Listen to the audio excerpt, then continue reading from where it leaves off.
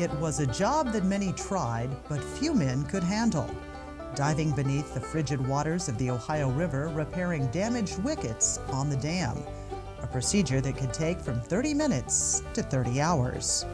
Total darkness, bare-handed, with only a breathing tube to keep you alive. Living on a lock and dam here on the Ohio River, it's not like most people will see on TV where the water's nice and clear and you can see all the fish and everything's pretty. Out here, once you leave the surface, you're in total blackout. And your fingers is your eyes. You do everything by feel. Jim Noble was a lockmaster at the nearby Meldal Dam for 20 years. One of the things that you didn't want to do was ever lose contact with any of the structure. Because if you're in total darkness and you lose contact with your structure, you get turned around and then you're lost. You have no idea where you are.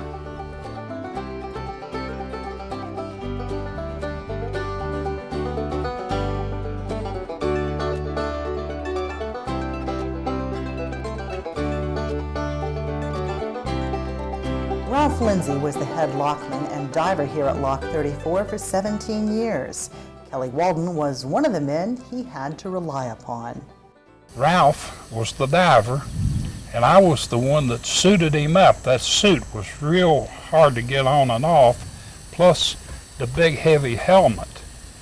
And get that locked on him, and then close the eyepiece off and start pumping him air.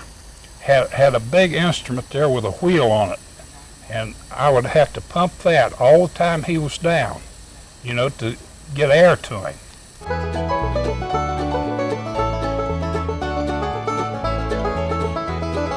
Danger was a word that seemed to propel him through all his dives. Well, everything was blacked out to start with. You couldn't see a thing. And it was another thing, it was quiet. You couldn't even hear the fish swimming by, you know. If there was any, I never did see but one fish, and he was about that long. And he had to swim right by my helmet. But and that had to be on a real clear day to see him. And the sun had to be shining back into the wickets. No matter what the weather, violent thunderstorms, ice chunks floating in the water, the dives had to happen to ensure a safe passage for the boats above. And here come the lockmaster in. He said, we have two divers down there. They've been coffering off that gate, trying to get it coffered off. And they can't get it corked, and the pumps won't take the water. And said there's a suction there somewhere, but they can't find it. Two divers. One of them was a lockmaster, and the other was assistant up the river. And so he said they quit and went home. And here it is down around zero. I don't blame them for quitting. So anyway, he said, will you do it? He said, it's 10 o'clock now. He said, if you work 1 minute after midnight, he says, I'll pay you double time for 2 days work in 2 hours work. So I says, okay, well, I made sure it was after midnight when I got through. Anyway, I got, we did that. They had to soak my hands to get down in that water, and they had to break the ice. It kept freezing over, and never had no gloves. And I'd stay down 15 minutes, and up I'd come. That's right, submersion in freezing water with no gloves. Hey, when a job was to be done, these guys got it done, no matter difficult, dangerous, or what. And there have been men killed out there on that maneuver boat. Well, we had a diver die, too, before I started. The one before me died. Up at Dam 30. Drowned in the lock chamber. Up at Dam 32, where I grew up, on up the river here at Vanceburg,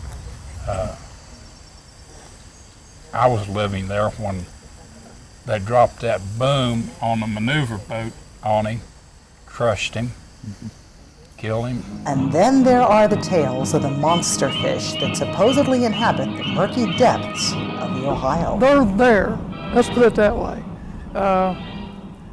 I may have been right next to them, and I wouldn't note it because I couldn't see. I have felt some big fish. The only ones I've seen that are big, and I mean really big, were when they would dewater one of these lock chambers.